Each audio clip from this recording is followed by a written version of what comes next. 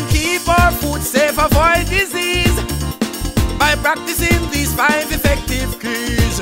1. Wash your hands for every meal with soap, that's the real deal. It's smart. Yeah, boy. Be safe. 2. Separate raw foods from the rest. 3. Use clean water, that's the best. It's smart.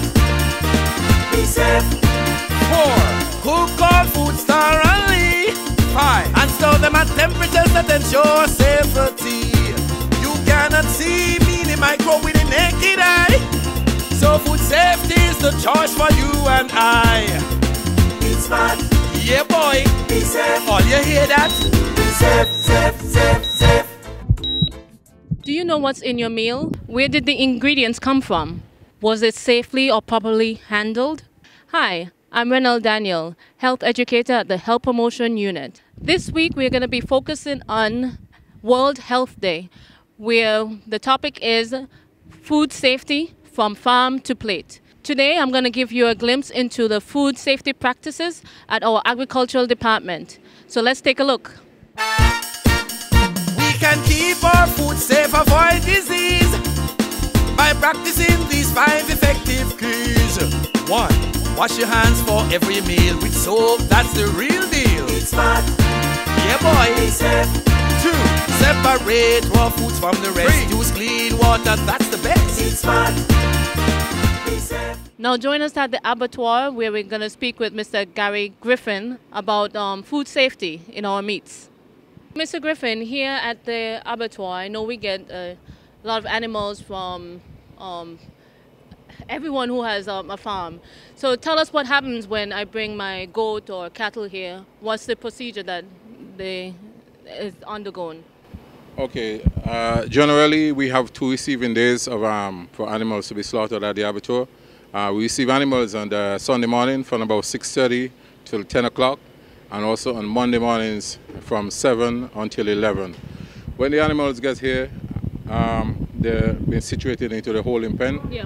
and the animals should at least rest for at least 24 hours Okay. before slaughtering. Also before slaughtering, you have what we call like an antemortem inspection, which is done by the environmental health officers. This is just basically to check each animal to make sure it's in a healthy state before it's been slaughtered. A few things, you know, if there's any animal which looks sick or lethargic or for any reason, the animal would be discharged from the pen, sent back to the owner or to the farm for it to be rehabilitated before slaughter. So what happens next? Okay, after the animal's been like antemortem inspection, then we go into the slaughtering process.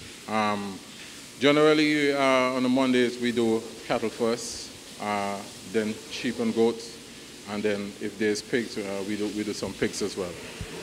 The cattle, they normally been slaughtered using a stun gun, which and then the animal is being suspended on like on the hoist, yeah. And then the blood is being drained. You cut the throat, the blood is being drained. After the drainage of the blood, the animal is then skinned. It's placed on a trolley. Yeah. It's been skinned, and then it goes back on the hoist, and it's been hanged on these chains. And then you use this saw, which is a splitting saw, which is cut into half. Okay. After the animal has been cut into half, it's been washed, yeah. And leaves suspended, slide into the chill room area. Okay. Generally, when all the animals have been slaughtered, you will then have the environmental health officers come back in and do what you call a post-mortem inspection. Okay. In this form of inspection, generally there are some lymph nodes that the inspector would go through, like incise and look at each lymph node. Each lymph node during a particular part of that animal. So if for some reason there is something which was not picked up in the ante-mortem inspection, you could also pick up this within the post-mortem inspection. But that lymph node which drain a particular area which will maybe have some inflammation, maybe have some abscess. Mm-hmm. They also look for like internal parasites. So you may find worms within the kidneys, the liver. We have different disease conditions. So the post-mortem inspection is for basically so that we have a safe product for the general public. Yeah. After the post-mortem inspection is done, the animals generally moved to the chill room. So sometimes they will sit for maybe another evening, maybe say 12 to 24 hours, and then they've been transferred to a freezer. Good, okay. I see that there's steam rising up from that container. What is that used for? Okay, this is basically our scalding tank, which is used when we're slaughtering like pigs, Okay. and also for cattle. What actually transpires, after the pigs have been stunned, they have been drained, the blood has been drained, and then the animal, once the animal is, we show that the animal is dead, it goes into the scalding tank. You have it soaked for a few minutes until the hairs begin to get loose. From the scalding tank, it goes to the deharing machine, which is this one. This actually just spin the animals and beat the hairs off of the pigs. Yes. And then it goes onto the metal table, where we have like 2 attendants, where we do a final scraping of the minor hairs that leaves on the animal. And then it's been suspended, gutted, and then split in two. We're here at the chilling processing room. So what happens now? Okay, after the animal has been inspected and passed, like I said, they move from the chill room and they come into this area, into the freezer. Most meat generally have to be frozen before cut. So we have the meat freeze, maybe 0 or below 0, and then the customers would come and then we'll cut the meat to their liking, whether they want it, whichever way, whether it's slices or dice or whatever. What temperature do you keep the freezers at? Freezer normally 0 or we freeze at 0 or minus, sometimes up to a -20. Generally, I like to see 0 or -10, -20. The meats generally after inspection have to be washed. Also have to be, if there's any fecal content or whatever, have to be trimmed, you know, and then washed again before they've been moved towards the freezers. In terms of equipment and machinery and so forth, we clean on a daily basis using chlorine and local soap powders and so forth. All machinery have to be dismantled, washed, sanitized, floors have to be scrubbed, and everything properly, tabletops and all the stuff must be clean and ready for next day working. Great. And this is done on a daily basis, correct? It's done on a daily basis, and generally on Fridays we do a general cleaning, which includes the scrubbing of the holding pens, like you saw, scrubbing of the walls, the tiles, and all the equipment in the slaughtering area, and also here in the processing area. Okay, good. Here at our sales unit at the abattoir, we do retail in terms of beef, mutton, pork, sausages, hamburgers, ground beef, smoked products, livers, tripe, pig feet, and a few other stuff. Generally, within the handling of meats, the processing of meats, safety is basically paramount. What we generally impress upon our staff is like hand washing. We generally, especially in the process of ground beef and burgers and so forth, each employee must use gloves, you know, disposable gloves, you know. And if for some reason you have to move on a particular station, you must wash your hand and have these gloves changed. We also have some white gowns that we use in the processing of these meats. These have to be washed on a daily basis as well. The whites have to remain white.